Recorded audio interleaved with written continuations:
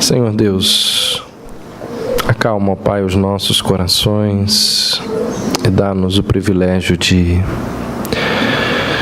diante de Ti, aprendermos da Tua palavra.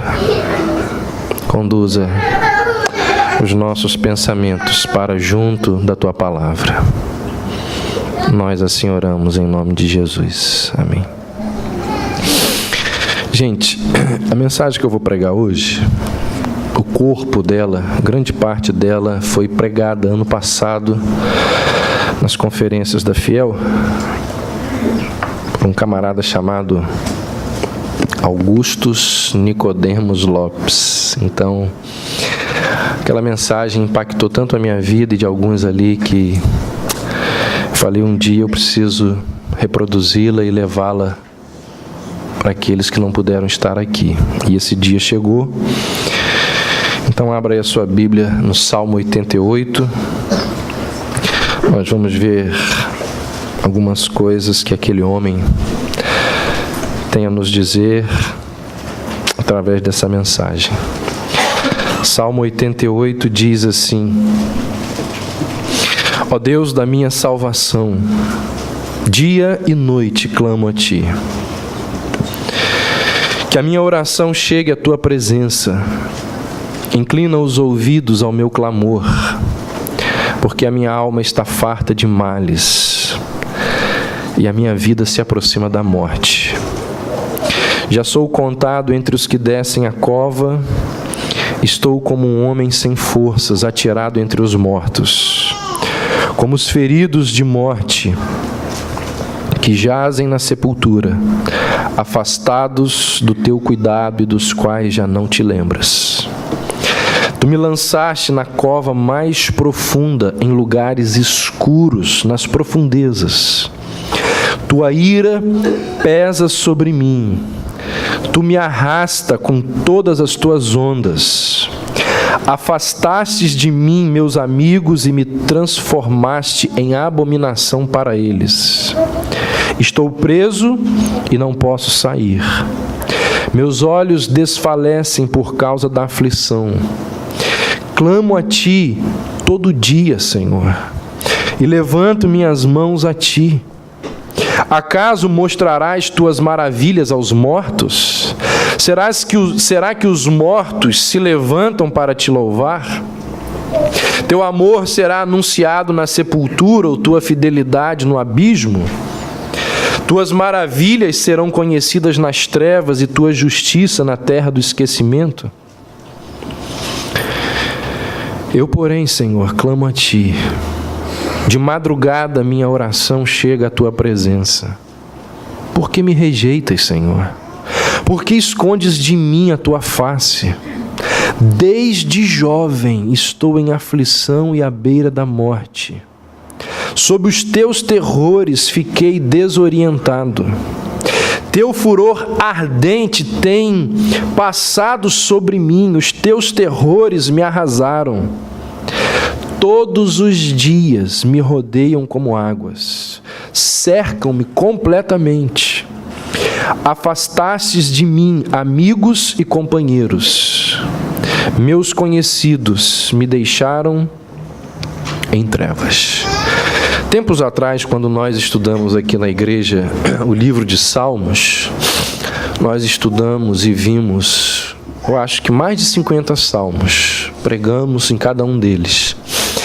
Nós vimos que os salmos, eles são classificados. Existem salmos de gratidão, salmos de adoração, salmos de louvor, salmos de quebrantamento. E existem, das várias classificações que existem dos salmos, aqueles que são chamados salmos de lamento.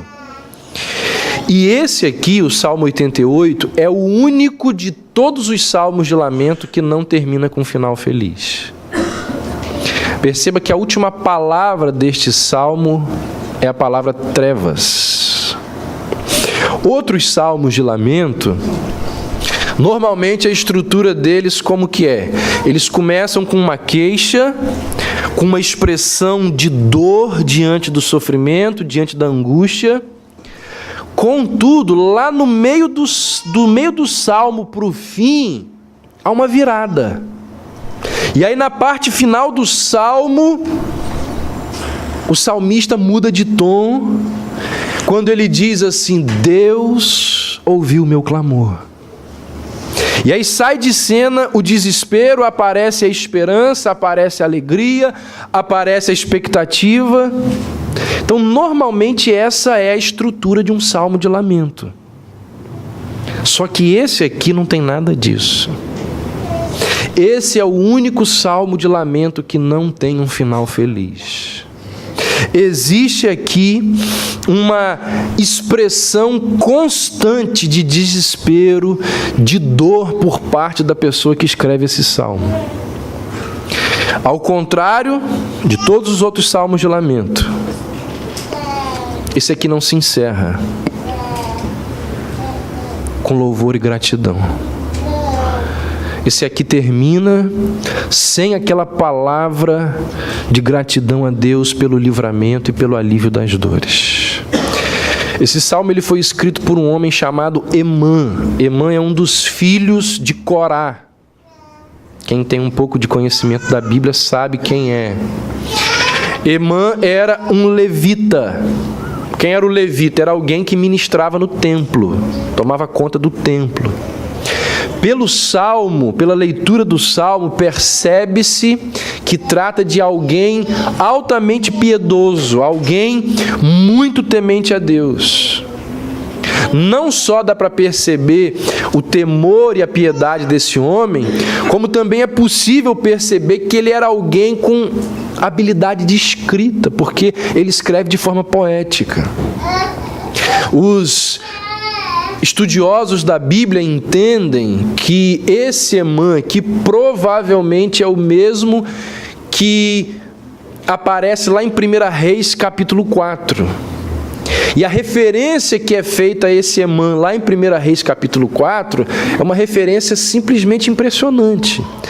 Porque lá o autor vai dizer que Emã era um dos homens mais sábios dos tempos de Salomão.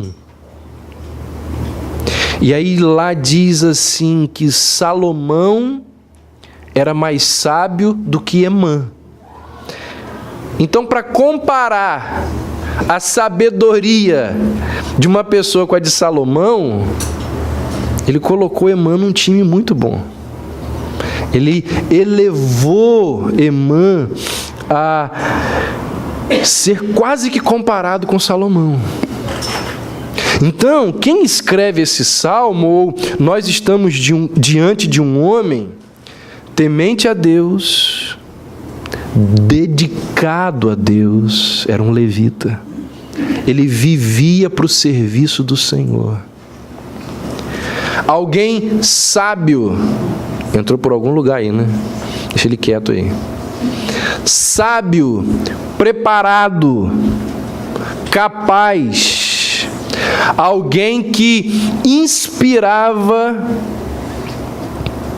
respeito das pessoas que o cercavam.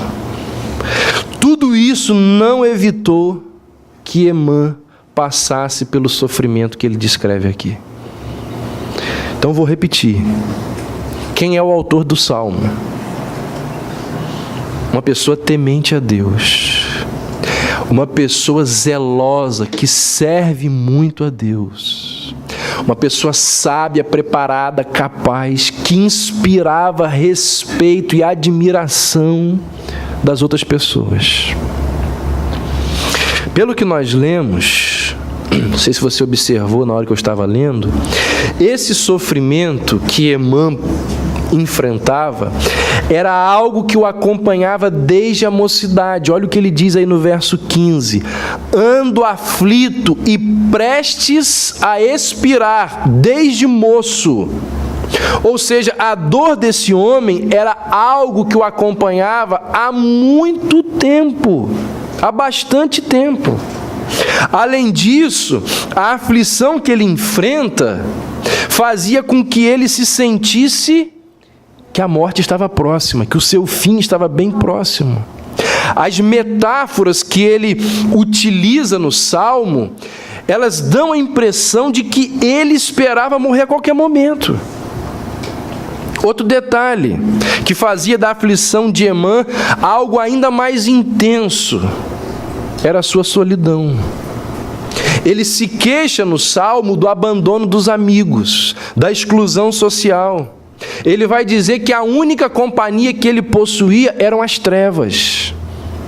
Então, por causa desses 3 fatores, o tempo que ele já vinha sofrendo, a ameaça da morte e a ausência dos amigos, por causa desses 3 fatores, o tempo, a morte e a ausência dos amigos, muitas pessoas entendem que a aflição de Emã era a lepra.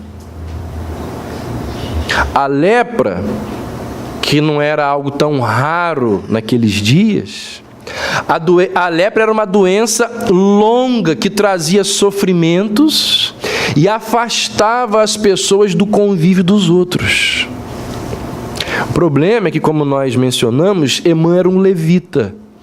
E, ao que tudo indica, ele estava bem ativo no serviço do Senhor. Então, ou ele era levita ou ele era leproso. Não dava para ser as duas coisas. Mas eu estou fazendo essa referência porque não significa necessariamente que aquilo que Emã sofria fosse algo físico. Por quê? Porque lá no Salmo 32, não Emã, mas Davi vai dizer, naquele verso famosíssimo que nós conhecemos, quando ele diz assim: quando eu calei os meus pecados, envelheceram os meus ossos, pelo meu constante gemido todo dia. Ou seja, para explicar a dor espiritual e moral que ele estava sentindo, o que Davi fez? Ele apelou para o sofrimento físico, como a osteoporose. Ele disse: olha, eu estou sofrendo a dor, a angústia que o pecado me trouxe, a dor é tão grande que eu estou sofrendo como quem tem dor nos ossos. Então pode ser que a linguagem usada por Emã aqui nesse salmo seja uma linguagem semelhante ou parecida com a de Davi no Salmo 32. Ele está aqui descrevendo o seu sofrimento em termos de uma doença que o faz sofrer há muito tempo, que o coloca numa perspectiva de morte repentina e breve. O certo é que ninguém sabe ao certo que aflição tão cruel era essa que esse salmista estava enfrentando. Que tipo de dor era essa? O salmo ele tem sido dividido da seguinte maneira. Dá uma olhada aí. Na primeira parte, verso 1 e 2. Emã suplica a Deus que o ouça. Segunda parte, versos 3, 4 e 5, ele descreve os seus sofrimentos. Depois, versos 6, 7, 8 e 9, ele diz que foi Deus que fez isso com ele. Na quarta parte, do verso 10 ao 12, ele argumenta com Deus e pergunta o que o Senhor estava ganhando com o sofrimento dele. Ele vai dizer assim: o que o Senhor ganha em fazer com que eu sofra? E aí na parte final, do verso 13 ao 18, ele faz um resumo do salmo. Ele repete aquilo que ele tinha dito até então. Vamos dar uma olhada em alguns versos do salmo. Ele começa dizendo assim, verso 1: ó Deus da minha salvação, dia e noite clamo a ti. Perceba que Emã sabe que Deus é o único capaz de livrá-lo daquela situação. Ele diz: ó Deus da minha salvação. E ele diz que dia e noite clamo a ti. Muitas pessoas, diante do sofrimento, a primeira coisa que elas fazem é parar de orar. O sofrimento entrou na vida dela, a pessoa para de orar. Não foi assim com Emã. Nós vamos ver que quanto mais ele sofria, mais ele orava. Quanto mais dor, mais oração. Dia e noite clamo a ti. Constantemente ele buscava ao Senhor. No verso 2 ele faz um pedido que deve ter saído daquele cerimonial da realeza, quando a pessoa ela pedia uma audiência e ela era admitida à presença do rei, e então ele, na presença do rei, ela expunha a sua situação para aquele rei, para aquele monarca. Ele diz assim no verso 2, que a minha oração chegue à tua presença. Emã está dizendo o seguinte, olha, para Deus, eu não quero nem que o Senhor me responda. O Senhor nem precisa me responder, não. Eu só quero que o Senhor me ouça. Pelo menos que o Senhor me conceda uma audiência para eu expor diante de Ti o que está acontecendo comigo. O Senhor não precisa me responder, não. Que pelo menos chegue a Ti a minha aflição. Porque do jeito que está agora, parece que o Senhor não sabe o que está acontecendo comigo. Então eu queria ter a oportunidade de pelo menos falar com o Senhor, para o Senhor saber o que está acontecendo comigo. E aí ele diz no verso 2, inclina os ouvidos ao meu clamor.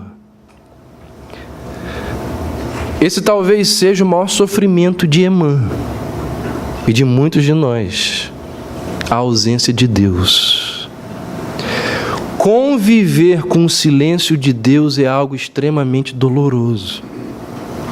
Muitos teólogos entendem e defendem a tese de que aquela expressão, a noite da alma, tem a ver ou está diretamente ligado com o silêncio de Deus.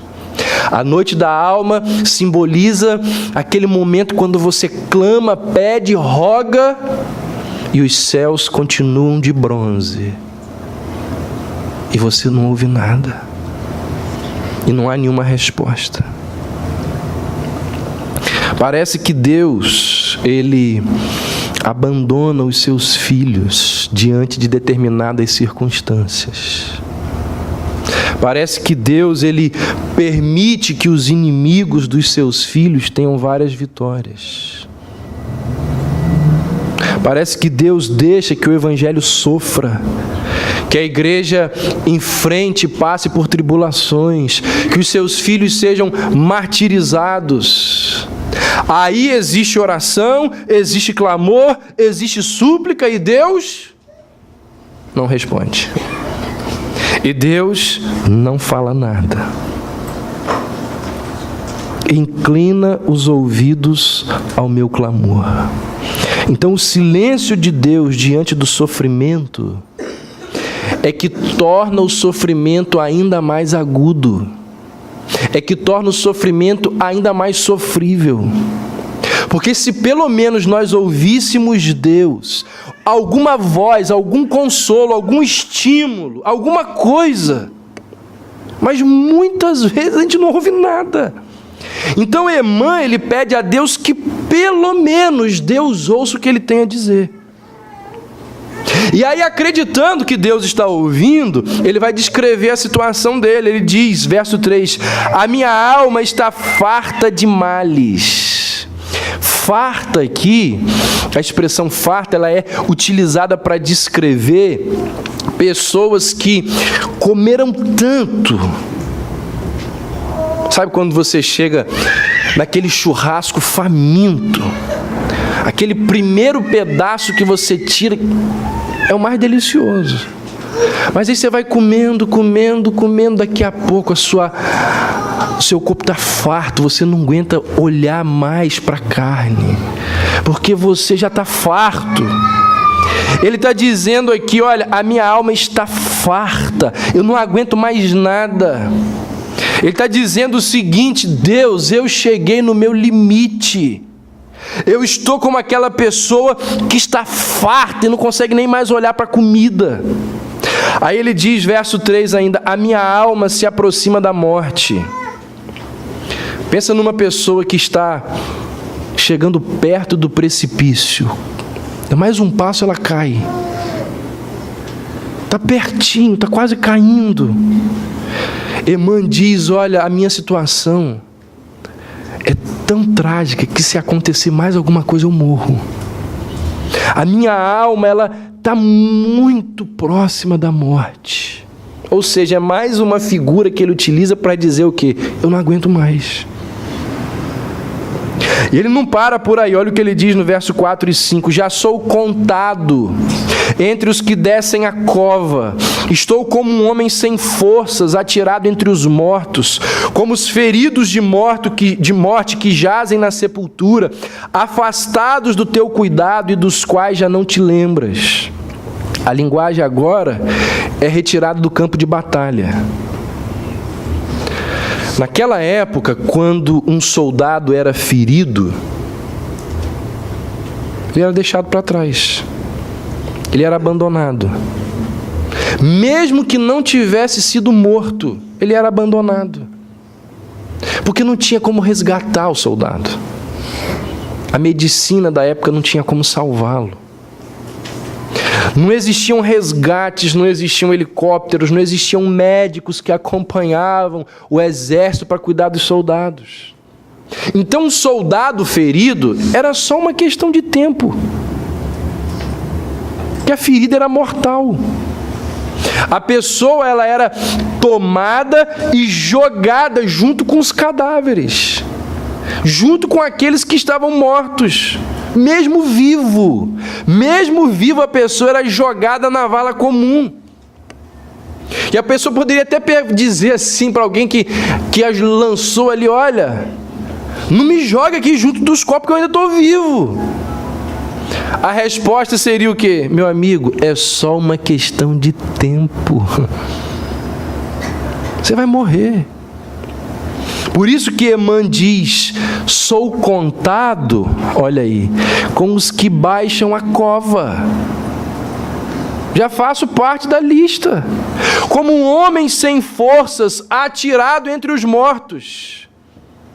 Então era assim que ele se sentia, como vivo e ativo, mas a sua vida não tinha mais sentido. Então essas três figuras, elas expressam o sentimento profundo desse levita. Ele diz: olha, eu estou no limite, eu não aguento mais. E eu estou no limite sem aguentar mais há muito tempo. Do verso 6 ao verso 9 ele diz, olha o que ele diz: quem me colocou nessa situação foi Deus, foi o Senhor. Ele diz: tu me lançaste na cova mais profunda, em lugares escuros nas profundezas. Tua ira pesa sobre mim, tu me arrasta com todas as suas ondas. Afastaste de mim meus amigos e me transformaste em abominação para eles. Estou preso e não posso sair. Gente, no meio do sofrimento, ele se volta para Deus e diz assim: eu sei que quem está fazendo isso comigo é o Senhor. Para um judeu daquele tempo, Deus tinha controle sobre todas as coisas. O judeu daquela época não tinha dificuldade em dizer que a dor e o sofrimento dele vinha do próprio Deus. O judeu entendia que nada escapava do alcance do Senhor e nada acontecia que não fosse da vontade de Deus. É por isso que ele diz aqui: eu sei que é o Senhor que está fazendo isso comigo. Aliás, essa é uma mensagem extremamente relevante para o momento que a gente vive no Brasil. Atualmente em nosso país, várias ideologias, várias heresias nos roubam o consolo e o conforto de saber que é Deus quem faz isso conosco. Deixa eu perguntar uma coisa para você. Que conforto que você tem em saber que o seu sofrimento e a sua dor é resultado da ação de Satanás? Que consolo que há em saber que é resultado não da ação de Satanás, mas puramente da ação humana. Diante desses dois agentes, forças externas, ou forças humanas, ou a força do maligno. Diante desses dois agentes, nós não temos o que fazer. Você não tem o que fazer contra o diabo. Você não tem o que fazer contra forças humanas mais fortes que você. Mas se é Deus, se é Deus, Ele é o Deus da nossa salvação, diz Emmanuel. Se for Deus, aí há esperança. Se for Deus, aí há a possibilidade de restauração. É por isso que quem não entende isso, cai naquela teologia que diz o seguinte: eu não aceito o sofrimento, eu rejeito a doença, eu rejeito a dor, eu rejeito a enfermidade, isso não tem poder sobre a minha vida, e eu declaro e eu decreto que isso não vai entrar na minha vida. Irmãos, o fato de sabermos que Deus está por trás de tudo que nos ocorre, ao invés de ser um motivo para nos abater, na verdade nos faz recorrer a Ele. Na verdade nos faz caminhar para junto dEle.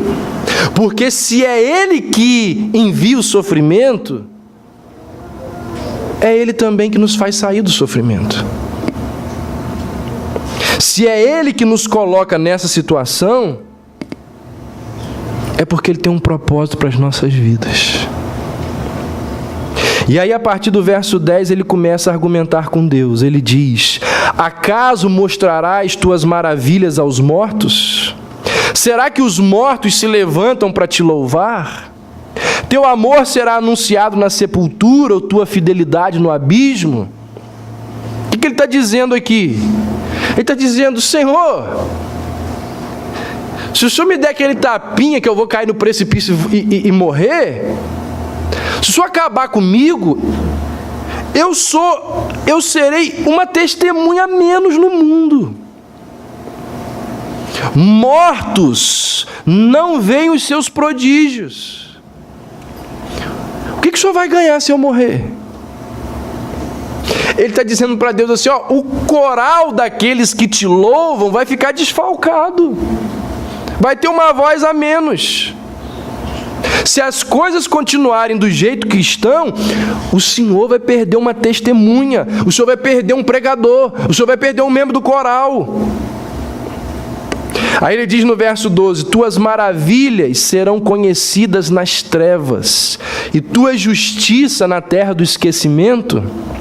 Ele diz: se o Senhor me enviar para a cova, quem que vai anunciar as tuas maravilhas? Então preste atenção, no meio da sua dor, no meio do seu sofrimento, Emmanuel argumenta com Deus. E uma coisa muito interessante, impressionante, é que no meio da sua argumentação com Deus, mesmo diante da dor, ele pensa na glória de Deus. Ele não pensa nele, ele pensa na glória de Deus. Ele não fica falando apenas dos problemas que ele está enfrentando. Ele eleva o nível das argumentações, ele mostra a sua sabedoria, ele mostra a sua maturidade, e ele diz: Senhor, o que está em jogo é a tua glória. A mesma argumentação que Moisés utilizou com Deus quando Deus tentou destruir o povo. Você é capaz, no meio da sua dor, no meio do seu sofrimento, naquele momento de agonia profunda, você dizia assim: Senhor,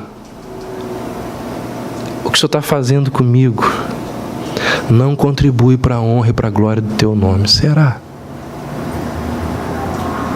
Você é capaz de dizer assim: olha,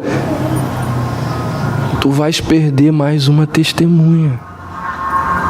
Tu vais perder um pregador aqui nesse mundo, um adorador aqui na terra. E aí na última parte ele repete tudo que ele disse até aqui. Olha o que ele diz no verso 13: eu, porém, Senhor, clamo a ti.